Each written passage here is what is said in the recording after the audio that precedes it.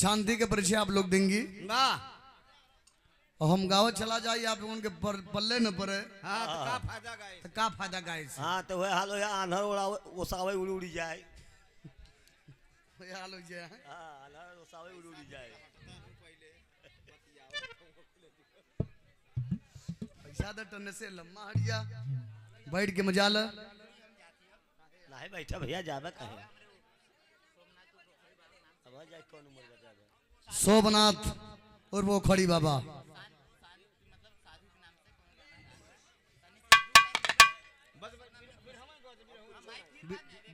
गाय देते उन्हीं बदे 4 लाइन हम काम भाव बा। वाह।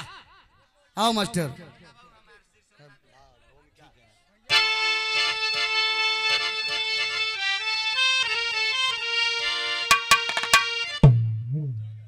तो त्याग सेवा समर्पण का जज्बालिया अरे जिंदगी जीने वाला है पाता शिखर दिन सुदिन चाहे दुर्दिन मिले पंथ में किंतु विचलित न होता है जिसका जिगर शिक्षा लेकर के बाबा जब लौटे भवन घर में आलम अभावों का छाया रहा धन है बाबा साहब धन रमाबाई की मन में सेवा समाज की समाया रहा।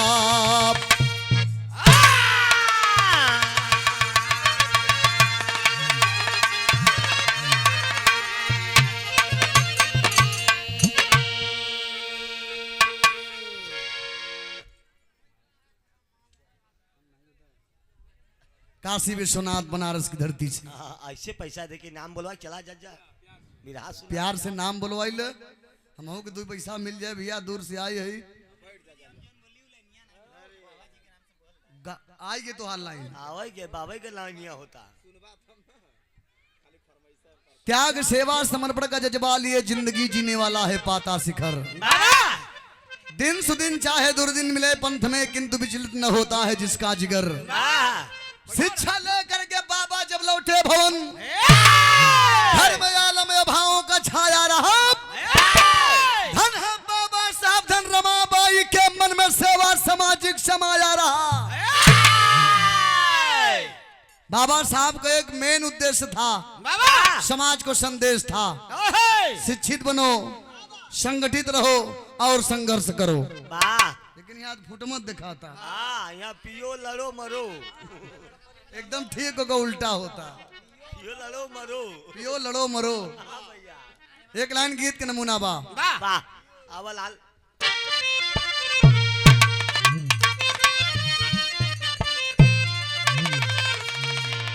पुरान वाले के कशिश हो बाबा कोनो गाना पुरान नहीं होत भैया गवैया नया पुरान होलन गवैया पुरान होके चल भी जाले अगर मजवैया बढ़िया बा हाँ तराखी और सोडा से माज दे चमके लागे पुराना बर्तन सरवा लप लप चमकत रहे वाह मजवैया फुहर ओके हाई पिक दे दे तब न चमका पाए कहना है जहाँ आदमी बिकाला जहाँ आदमी बिकाला वो बाजार ना कहला हो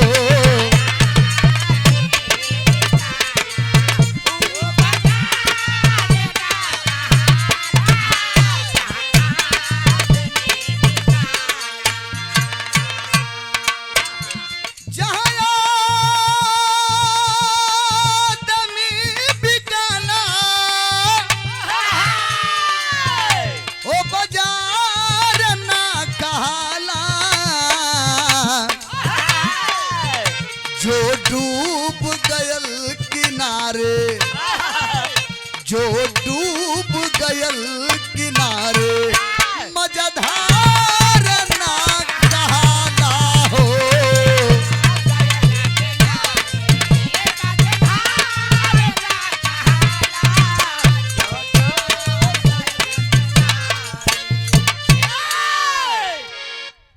चीज बड़ा मजा देवेले। वाह जैसे में पुरान चाउर रहे, हाँ पुरान घी रहे, वाह पुरान लोहा रहे, हाँ पुरान गुड़ रहे। हाँ पुरान दारू रहे, पुरान मेहरारू रहे।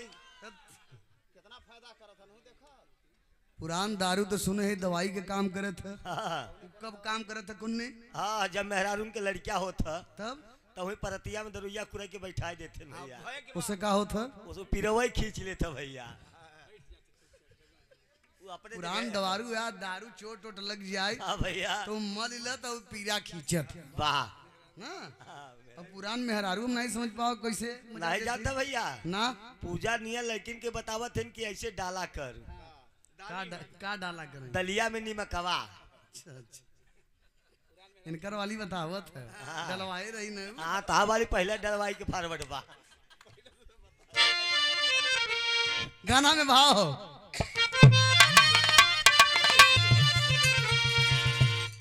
पी कर के दर्द जिसने, अरे पी कर के दर्द जिसने सीखा है मुस्कुराना हो,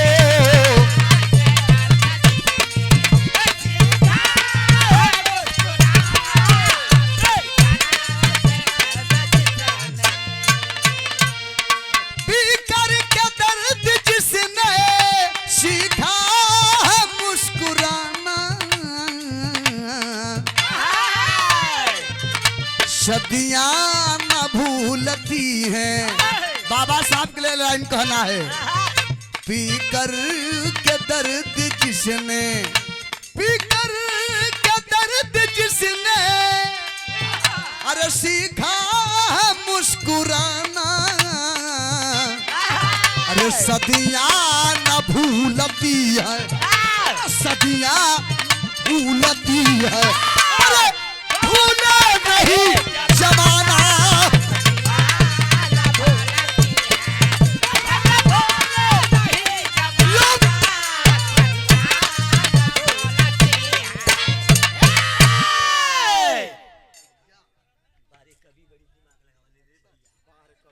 ओम प्रकाश साहनी जी हमारे अखाड़े के आप शिष्य हैं। गुरु गणेश चंद्रिका अखाड़ा।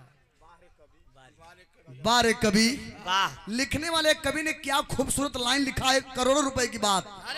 पी करके दर्द जिसने सीखा है मुस्कुराना, बाबा साहब के लिए। सदियां न भूलेंगी, अब भूलेगा नहीं जमाना। जब तक सूरज चांद रहेगा बाबा साहब तेरा नाम रहेगा, और तेरी कीर्ति को दुनिया गाती रहेगी। दुनिया में आए हो तो भगवान बन जाओ, दुनिया में आए हो तो भगवान बन जाओ, न भगवान बन सके तो कम से कम इंसान बन जाओ, और अगर नहीं इंसान बन सके तो शैतान बन जाओ। शैतान से नाच रहे हैं।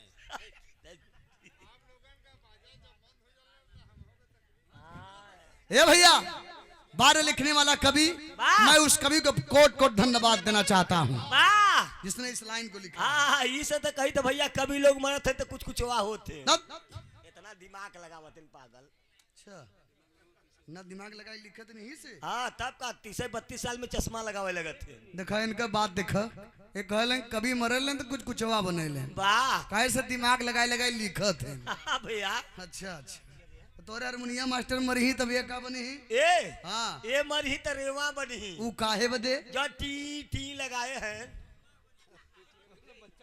यही से। हाँ हो अच्छा कभी मरे तो कुछ कुछ बने, वाह हारमोनिया मास्टर मरही तो रेवा बनी, हाँ और जब ढोलकी अहू मरही तब का बनी? ए हाँ ये मरियन इनका सीजन आई जब मेघा बनी। वो काहे बदे मेघा बनी भैया? जो घप घप घुप लगाए हैं यही से। हाँ भैया और जब तू मरबे तब का बनबे? हाँ मरब हाँ हाँ मरब ना तो गुलाब का फूल बन। जिया बेटा जिया।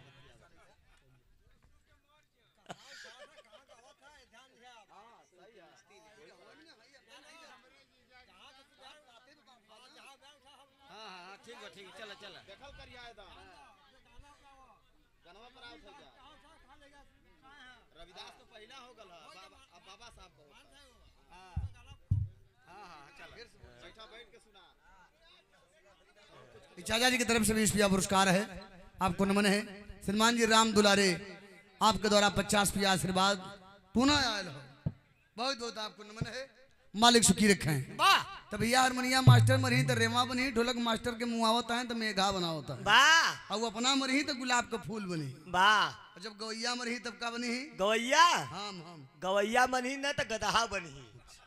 हम लोग गधा बनब। हाँ तू काहे भैया? जो चिपो चिपो चिल्लात है। गवैया मरही तो गधा बनी, वाह। और गायिका मरही तब का बनी? ओ हाँ ओ मरही तो गदही बनी, कहीं चापे रहो चापे रहो चापे रहो। अच्छा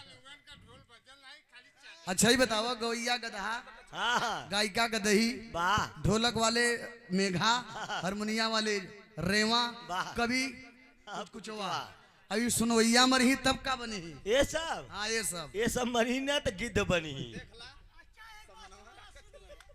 कहना है मास्टर, बता लो वो कैसे बनी भैया? ना समझा था भैया? नहीं। वो ये समझा था कि मनोज कौन धुन कब गई ध्यान लगाए हैं। ऐसे जैसे डांगर मर जाते हैं ना तो गिद्ध ध्यान लगाए रहते। गोलू भैया, गोलू भैया,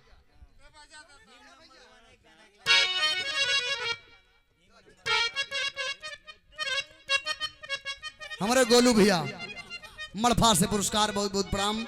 अब धुन गावे टाइम ना अभी रहा है, आप लोग सुने अभी हवा 10 मिनट के भीतर बजता ना टाइम खत्म हो गया। बस।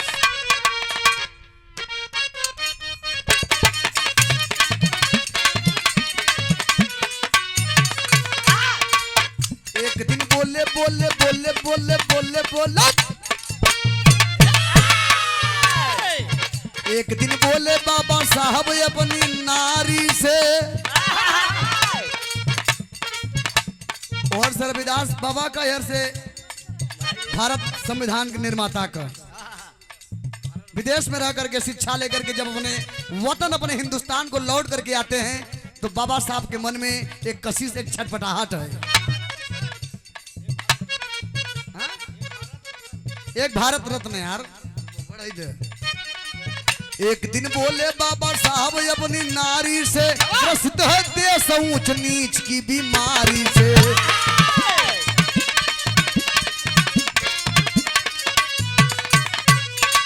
यह कलम विदेश रह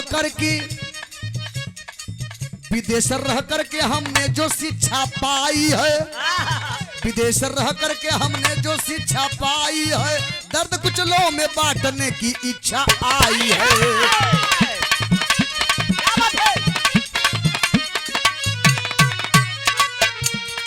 समाज सेवा करके जागरण में लाऊंगा, समाज सेवा करके जागरण में लाऊंगा, सोए दलितों या मजलूमों को जगाऊंगा।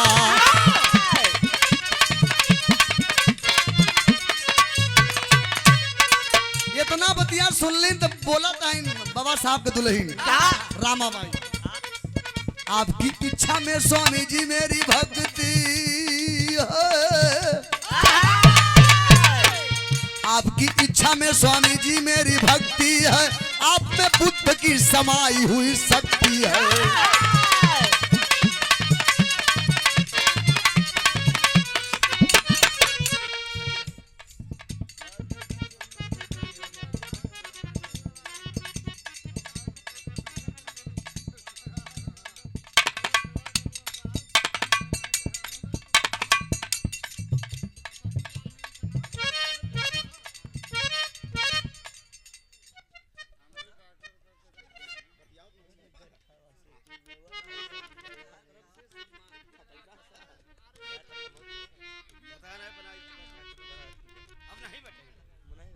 श्रीमान जी डॉक्टर साहब RS त्यागी और BL त्यागी जी के आप शिष्य हैं, और सरफीलाल भारती जी के सम्मान में सुंदर पुष्पहार और 50 पुरस्कार देना। डॉक्टर साहब को बहुत बहुत जय भीम।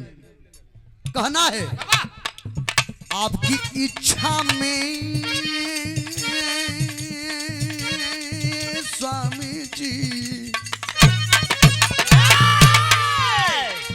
आपकी इच्छा में स्वामी जी मेरी भक्ति है, आप में बुद्ध की समाई हुई शक्ति है।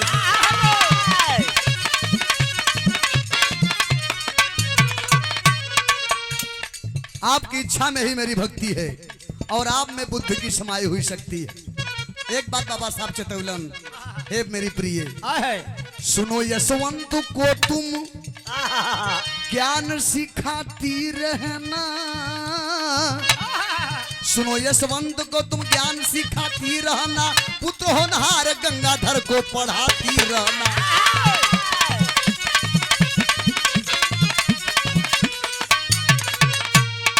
इतनी बात रमाबाई को बता रहे हैं।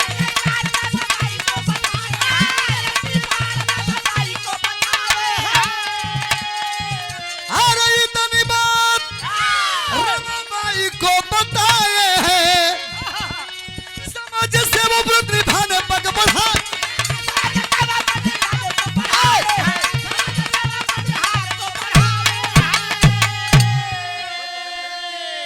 समाज सेवा व्रत निभाने पग बढ़ाए।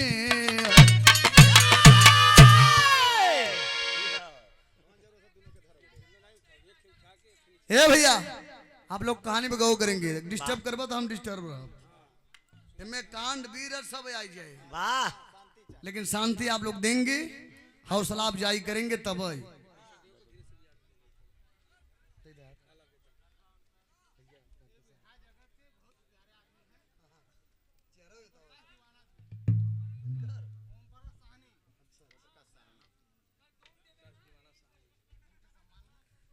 डॉक्टर ओम प्रकाश साहनी जी के सम्मान में हमारे डॉक्टर साहब आर एस त्यागी जी आपकी तरफ से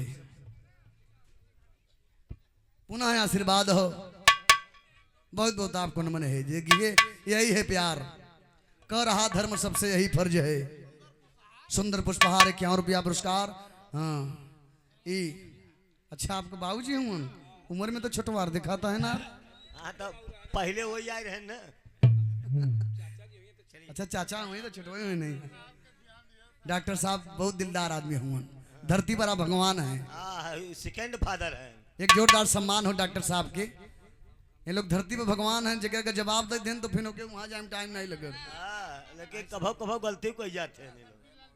असरफी लाल भारती जी के सम्मान में डॉक्टर साहब आर एस त्यागी जी की आपकी तरफ से। अच्छा गुरुजी BL त्यागी जी, उनके सम्मान में RS त्यागी जी डॉक्टर साहब की ओर से। गुरुजी BL त्यागी जी, गुरुजी जहां भी हो। अच्छा मड़फा के 10 साल प्रधान भी थे, अब सोच लगे कितना पहुंचा हुआ, कितना चर्चित, कितना सामाजिक आदमी रहलन। उनके सम्मान में डॉक्टर साहब की ओर से श्रीमान जी शिवलाल हेलुआई साहब, धूपगंज बल्लीपुर चुनार, धूपगंज में भैया हलवाई साहब के बहुत बहुत प्रणाम बा, सकल पंच को नमन है। लेकिन आप लोग गाना पर ध्यान देंगे। बाबा साहब विदेश में रह करके शिक्षा ले करके भारत का ऐसा पहला व्यक्ति थे जो विदेश में जाकर के शिक्षा दीक्षा ग्रहण किए। अब तो हैं लोग बोलबे तो हम का कटहर बोलो। बाबा साहब जब घर पर आते हैं तो मन में सोचते हैं कि हमारे शिक्षा का उद्देश्य तभी पूरा होगा, इतना जो हम पढ़ले लिखले हैं एक मतलब तभी सफल होगा जब मेरे समाज के सोए हुए दलित पिछड़ों को मैं जगा करके और उन्हें शिक्षित बनाऊंगा और एक बनाऊंगा और संघर्ष करा करके इस पूरे हिंदुस्तान को, पूरे भारत को एक अलग दिशा विकास की ओर ले जाऊंगा। तभी ये मेरा भारत सोने का चिड़िया विश्व गुरु बन सकता है। यह बताए कि अपने दुल्हन के और चलत हुन समाज सेवा के लिए, इस समाज को सोए समाज को जगाने के लिए एक लाइन तर्जबाई गीत के हमारे नैनागढ़ चुनार से सरैया से मोहन उस्ताद, बड़ा मचल के गाँव मास्टर।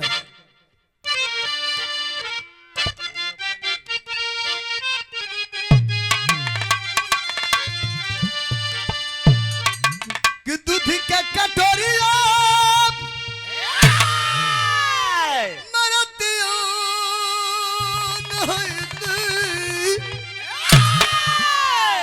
अरे भैली जोरिया के चाँद, अरे के चाँद बलम चाँद बदरी से झांके बलम चाँद बदरी से झांके मारे नजरिया के पार हो बलम चाँद बदरी से झांके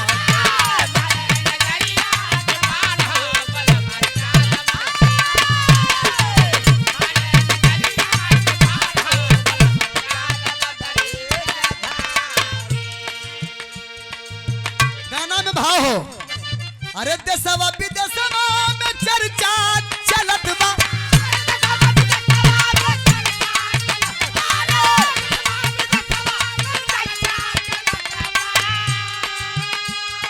अरे देशवा विदेशवा में चर्चा चलत बा अरे कहे यवनी अंबर पुकारी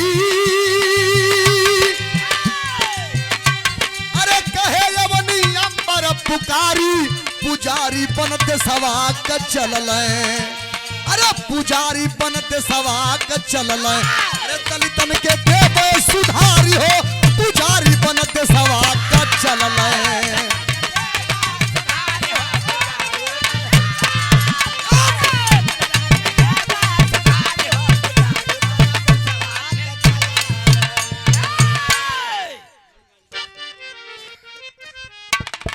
मड़गंजे भैया सझौली से यह लाइन पर देशवा विदेशवा में चर्चा चलत बा कहे उन्हीं अंबर पुकारी पुजारी बनत सवा के चलल दलितन के देव सुधारी रुपया 50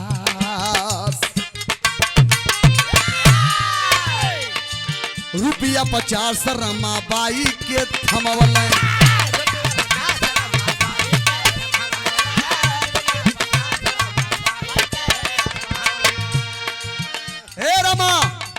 मैं समाज को जगाने जा रहा हूँ तुम मेरी धर्म पत्नी हो मैं तुम्हें जान से ज्यादा मानता हूँ इस बात को मेरे अलावा कोई नहीं समझता है तुम्हारे अलावा कहन स्वामी जी आप जो समझे मेरे लिए आपका फैसला परमपिता परमेश्वर का फैसला होगा कहीं कुछ पैसे ले लो रुपया 50 रमाबाई के थमवल अरे खर्चा महीना भर कहुए बतवल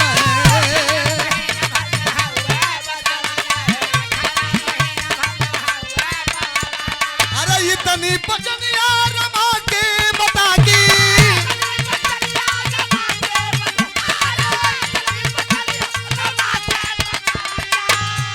अरे इतनी बचनिया अरे रमा के बता की अरे वो झल हुए व्रतधारी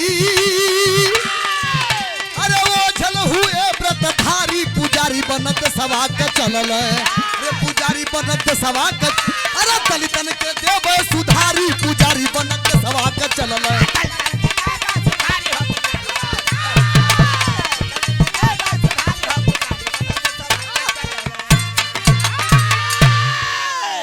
बाबा साहब 50 का नोट 50 रुपया 1 महीना का खर्चा दे अपने दुल्ही की कहला 50 पिया से अपन काम चलाऊ और जब हम फिर कहूँ लौटब तो फिर देखा चाहे गंगाधर के पढ़ावत रहू और पुत्र होनहार के अच्छा संस्कार देऊ अब भाई वो छोटा बच्चा है चिंता मत करना मैं आता जाता रहूंगा मेरा ये जीवन अगर मेरे समाज के लिए मेरे देश के लिए काम आ जाए तो मेरा जीवन सार्थक हो जाएगा बाबा साहब इतना करके चल हुन यार जब समाज सेवा के लिए जाते हैं तो 10 दिन 15 दिन बीतल हो छोटका लड़का गंगाधर का तबीयत खराब होके वाला खराब होके लगा माई दवा दारू करावता ही तबीयत में इजाफा ना हो जब तक दवाई का असर रहे तब तक ठीक रहे लेकिन जब दवाई का असर खत्म हो तो बुखार चढ़ जाए माई परेशान है जेकर हीरा हो के पीरा भी लड़कन के तबीयत खराब होले माई बाबू का यहाँ निकल जाता जिगर के टुकड़ा होला औलाद का दर्द आज माई एक तक खेल आंख में आंसू है मन में छटपटाहट है डॉक्टर साहब के यहाँ आना जाना लगा हुआ है और वही 50 पिया में से परिवार भी देखे के हो, हित नाथ भी आवत हो उनके भी देखे के बा, सब कुछ खर्च उसी बात तक किस तरह से खर्चा चलाओ दिन मास्टर। भैया पैसा ले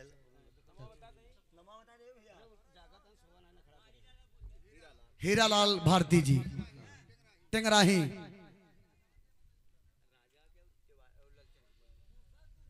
श्रीमान जी राजा भैया और लालचंद भारती। 50 PM 3-4 जन ना बुलवाओ था। बहुत बहुत आपको नमन हो सब भैया लोगों से नमस्ते प्रणाम बा। तब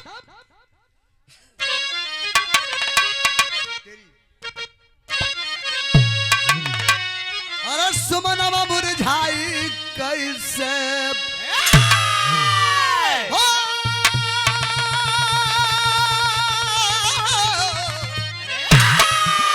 अरे सुमनवा मुरझाई कैसे, ममता के गोदी में रोपल गुला सनवा सनवा सनवा सनवा सनवा। लड़का हमार बीमार कैसे हुए, हमके लई के दौड़ब, जितना पैसा दे सब फूक दे, ऋण करब कर्ज करब लेकिन अपने लाल के बचाई हम। लेकिन भैया होने के आगे केकर चली बा, रोज का खर्चा 1.5 रुपया, अरे भोजन और पढ़ाई में माह में रुपया 5 बचाती, अतिथि और दुखदाई में अरे सारा पैसा खर्च हो गया, सारा पैसा खर्च हो गया गंगाधर की दवाई में।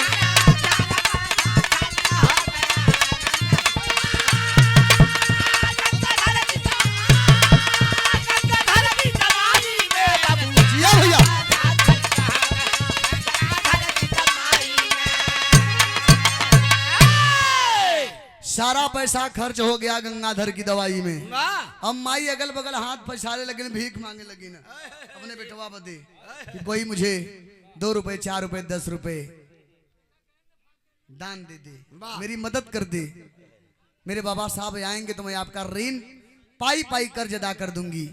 लेकिन मेरे बच्चे की जिंदगी की सवाल है, मेरा बच्चा बुखार में तड़प रहा है, जूझ रहा है, अगर समय से उसको दवा नहीं मिलेगी तो मेरे बच्चे की जान भी जा सकती है। इसी समाज से लोगों से कर्ज ले रही है, भीख मांग रही है, लेकिन ये समाज देने को तैयार नहीं है बाबूजी। माई के पास 1 रुपया है नहीं, अपने बेटवा के बुखार में पीड़ित हो, ले करके चलिन अस्पताल के डॉक्टर साहब के लगे कि चलब उधार ले ले, अगर दे दे तो हमारे लड़का के तबीयत में कुछ सुधार हो जाए। विदेशिया में भाव मास्टर बिगड़ल समाइया, बिगड़ल समाइया पड़ल दुदैया में, अरे कोई बनसाइया नईल समानवा, कई दइलाज रमा बाई कहाँ डॉक्टर से, अरे ये बाबा साहेब ता चुकाई दी धनवा, लेकिन किया ना इलाज इन कर किया डॉक्टर हो, इतने में ताज दिली गंगाधर पारानावा। माँ अपने बेटे को लेकर के अस्पताल पहुंचती है और अक्सर बड़े लोग दयाहीन होते हैं बाबूजी। अमीरों की नजर में गरीबों की कोई इज्जत नहीं हुआ करती है, जैसे मक्खी मसला वैसे मसक के फेंक दे बलन। हालांकि है रमा अपने बच्चे को लेकर के आती है, मैं रोज दवा देता हूँ, पैसे देती है, दवा फोकट में नहीं आती है, पैसे दोगी तभी मैं इलाज करूंगा। माई बिना पैसा के भाव में अपने लाल के टुई देश बदे। श्रीमान जी विधायक साहब दुकानदार जी करोड़ भाव पर पुरस्कार आशीर्वाद प्रणाम सब भैया लोगों से नमस्ते प्रणाम। माई रोवा लगल लेकर के वही सीढ़िया पर बहरवा बैठल घंटा 2 घंटा बीती थी। डॉक्टर साहब होश कर देखें, एक गरीब माँ की भाव को समझेंगे और अगर दवा देंगे तो मेरे बच्चे की तबीयत ठीक हो जाएगी। 1 घंटा 2 घंटा 2.5 घंटा 3 घंटा 4 घंटा माई हुई भरमा बैठल हो। डॉक्टर साहब ने डॉक्टरी में दवा दारू करे में बिजी हुआ, बहरे ना अलन। अब हर तबीयत धीरे धीरे, छोटा बच्चा मासूम 6 महीने का, कितना चले बाबूजी। 2 घंटा 4 घंटा में बुखार चढ़ल और एक माँ अपने गोद में लेकर के अपने बच्चे को निहार रही है और देखते देखते उसकी आंखों के सामने उसका लाल उसकी गोद में झूल जाता है। दम तोड़ दिया, मर गया छोटा बेटा गंगाधर। माई के करजवा एकदम पाथर हो गए, रोवे लगली की का भैल। अभी 4 घंटा पहले हमारा लड़का हमारे गोदी में जियत रहल, टुकुर टुकुर निहारत रहे। ई का हो गया मास्टर, हमारा लड़का ना बोलत न डोलत न ताकत। कहना है मास्टर बाबा साहब के जब सूचना लगी कि हमारा छोटका लड़का दुनिया में नहीं रहा, सब काम धाम छोड़ के अलन दुआरे भीड़ हो। भीड़ को चीरते हुए जब लाश के देखत हूँ तखिया से झझ आंस गिरे लगल, रोवे लगल। अपने लाल के ही करेजा से सटाए के हरे मार लड़का कैसे दोनों प्राणी रोत हूँ, दुनिया देख रही है। भाव है मास्टर।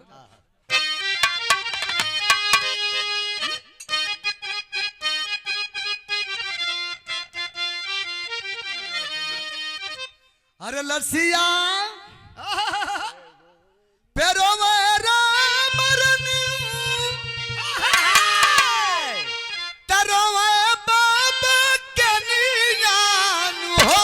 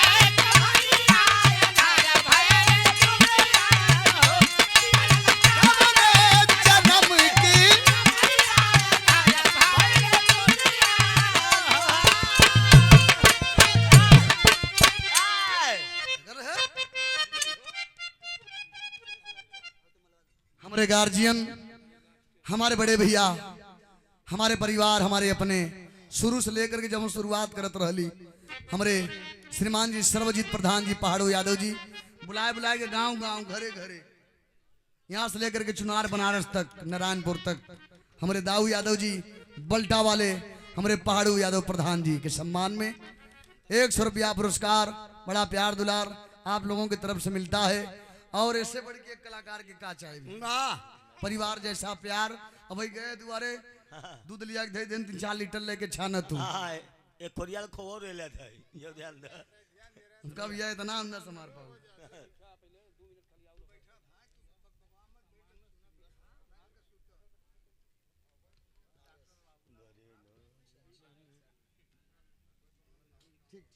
श्रीमान जी डॉक्टर बाबूलाल प्रधान और डॉक्टर साहब R.S. त्यागी जी, अच्छा उन्हीं की शिष्य हुआ। ठीक ठीक, बहुत बहुत आपको नमन है। सच्चा गुरु आप माने हैं तो कभी आपको असफलता नहीं मिलेगी। जवने जवने समाज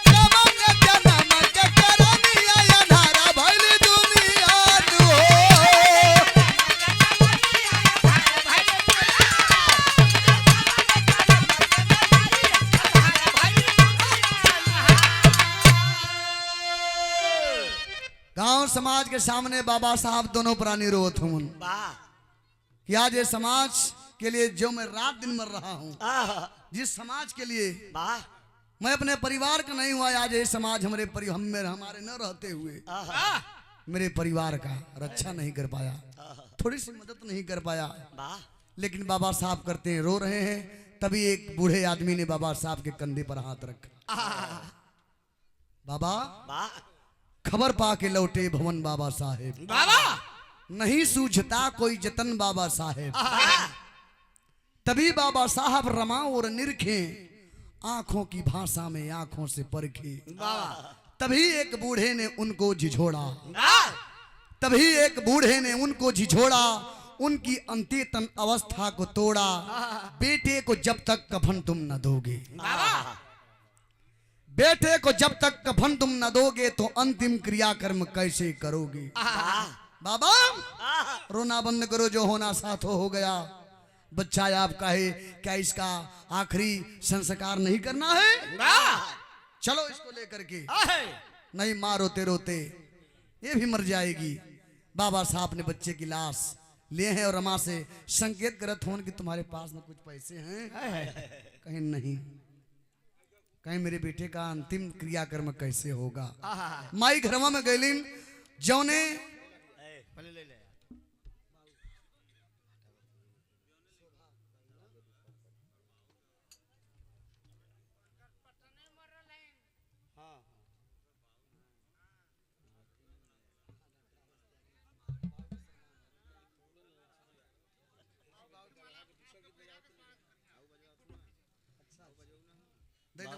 कैसे भाव चढ़ी हो श्रीमान जी शोभा भारती जी जगह धर्मपत्नी की यात्रा साथ रही मनाई जा रही है। बाबू जी के सम्मान में डॉक्टर साहब आर एस त्यागी जी की तरफ से पुरस्कार प्यार प्रणाम। नहीं यार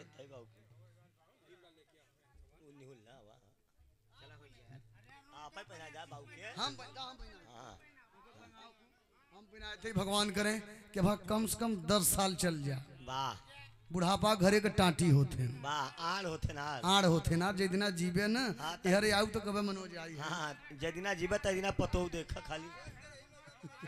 जे दिना जीवे पतोहन के सुख रहे। एक ताली बजा करके आप लोग सम्मान करेंगे कि आप स्वस्थ रहें, मस्त रहें।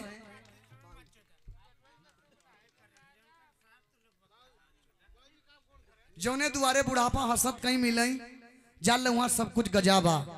और जहाँ बुढ़ापा अगर कष्ट में है कल्पता है तो जान ले वहाँ के बेटवा बिटिया सारे। हाँ जान लो सुरती को पैसा नहीं मिलता उन्हें। चलो यार बस कर हल्ला मचाएं, बैठ जा।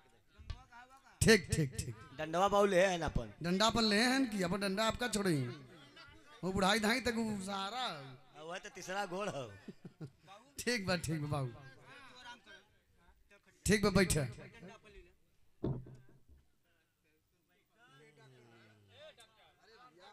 और बाणी द्वारा व्यक्त नहीं किया जा सकता है। भाव जो होता है ना उसका बाणी से हम आप था नहीं लगा सकते हैं। पिताजी का आप सम्मान डॉक्टर साहब बहुत करते हैं, दिल से करते हैं, मन से करते हैं। अब पुरानियन के जगह आशीर्वाद लग गल ओके 33 करोड़ देवी देवता भी नहीं भैया लेकिन माई बाबू का आशीर्वाद लग गए। सबसे बड़ा धरती पर देवी और माई और देवता बाबू हूँ।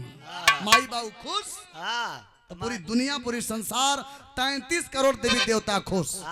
जितना बाबू की सेवा कर देते हैं का क्यों पूजा का मतलब वही होता पूरी जानकारी जगरे बारे में जान लो वही पूजा करे।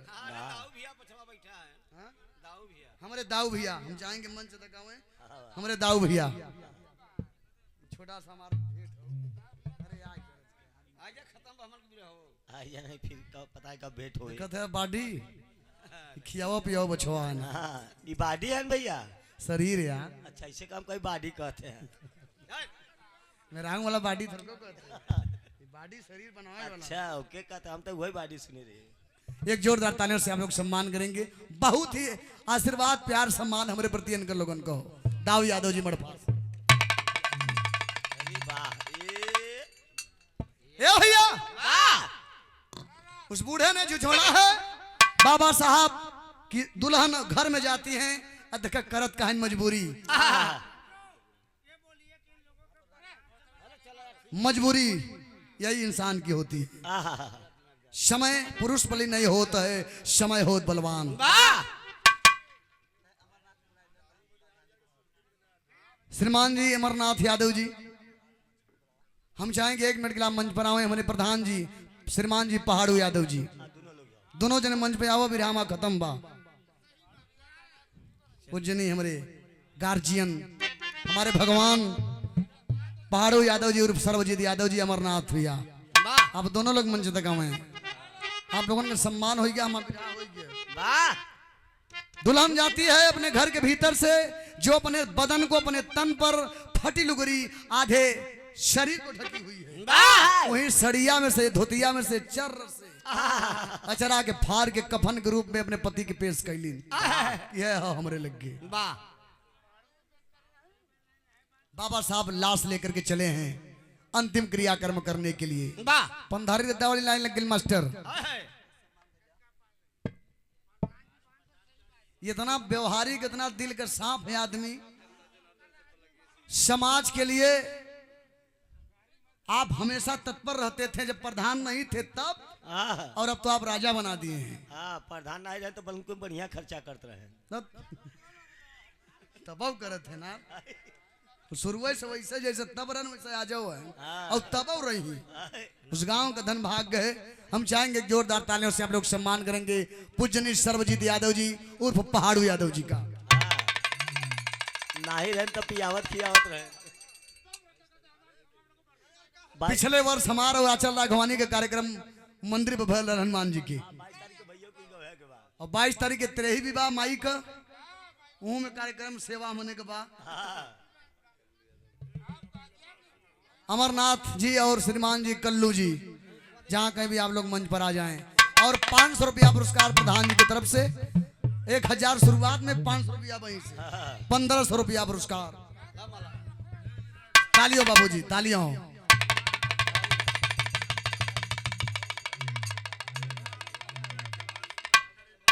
और श्रीमान जी कल्लू जी, कहाँ हूँ कल्लू जी?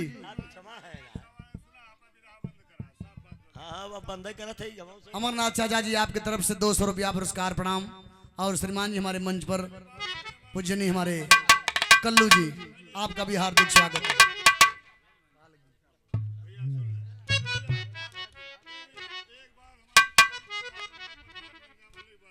हमारे प्रधान जी के एक लाइन हमें जमत है, एक बार प्रधान कथे नो नौर हो जाई बस, इनकर दिली लालच हो। देखा ई प्रधान ना कहतो, जनता कहत हो। ई बदे के लाइन कहना बा, अरे के करा खातिर करब भौजी,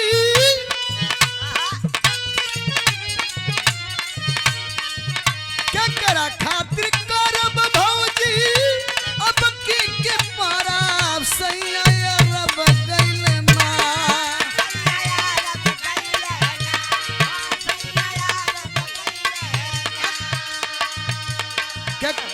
अरे के करा खातिर करब भौजी, अब के पारा सैया रब गइले ना, कि रजऊ या रब गइले ना, से जबर के करा संग लड़ब सैया रब गइले ना।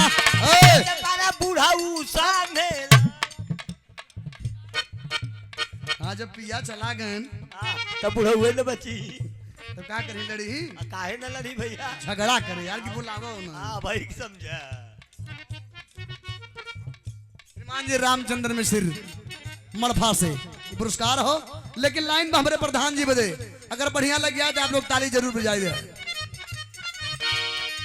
अरे भले जी अब मारब बाकी, भले जी अब मारब बाकी, मेरे खातिर लड़ब सेवा मड़फा काट करब।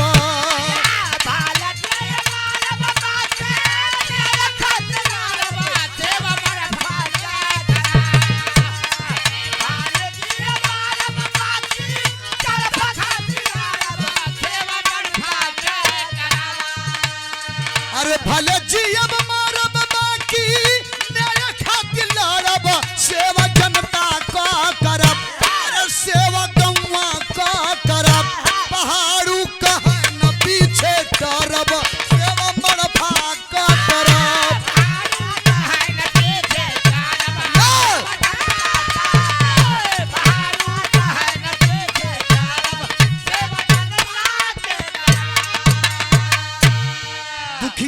गरीबवन का देख के विपतिया दिनवा में चैन नहीं सोवे नहीं रतिया माई मरीबा डाक दे हमन वाह लेकिन फिर भी तबो लोटा छोड़ के समाज में अब ऐसे बढ़ के सबूत का लेवे भैया।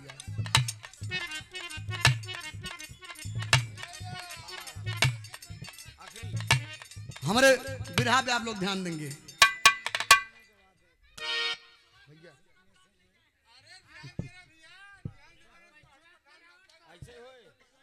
शांति आप लोग देंगे। बाबा साहब अपने बच्चे की लाश को लेकर के रामा का बाई का आधी जो धोती है फटी हुई है वाह कफन के रूप में लपेट करके वाह लाते हैं अंतिम क्रियाक्रम करने के लिए। वाह बजरिया से चुनरी हाय हाय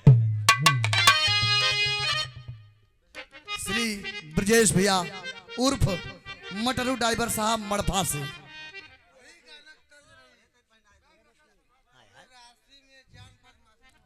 ये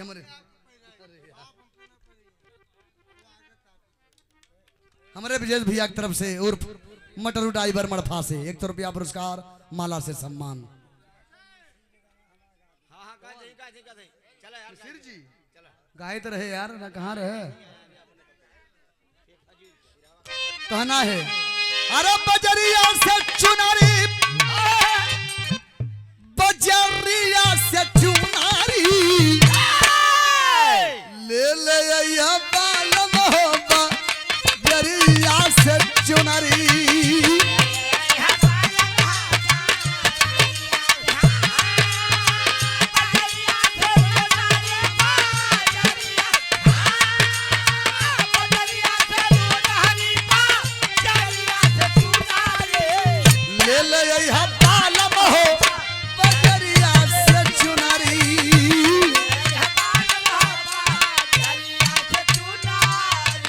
लेकिन बारे बाबा साहब इस समाज के लिए हमारे वतन के लिए हमारे लिए और आपके लिए आज गठरी ठोवत हो कैसन गठरी अरे विपत्तिया के गठरी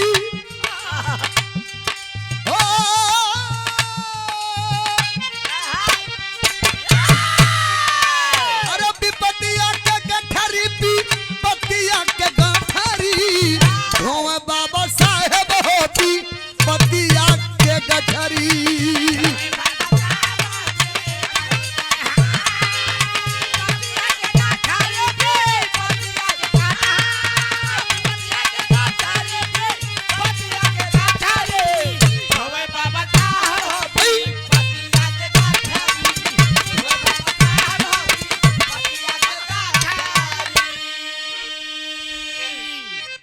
गंगाधर कलसिया की नदी में बहावल है बाबा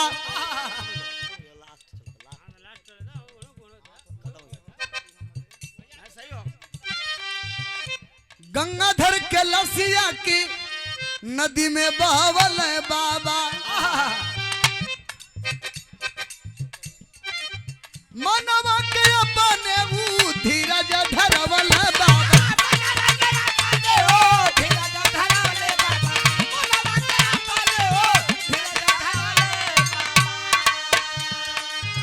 धीरज धरावे रमा बाई की जब खरी धीरज धरावे रमा बाई के जब खरी भोवे बाबा साहेब होती पतिया के गठरी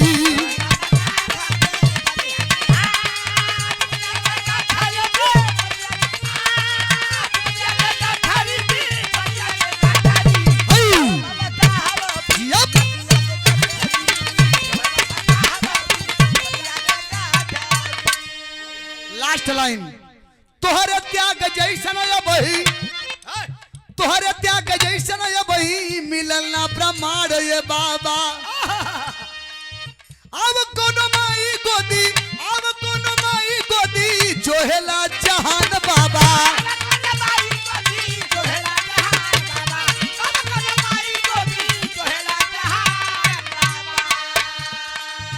तोहरे त्याग जैसन वही मिलल ना प्रमाण बाबा आवो कोनो माई गोदी जोहेला जहान बाबा आई बनाही जबले तबले आई बनाही जबले तबले देसवा के अखरी भोए बाबा साहेब होती पतिया के गठरी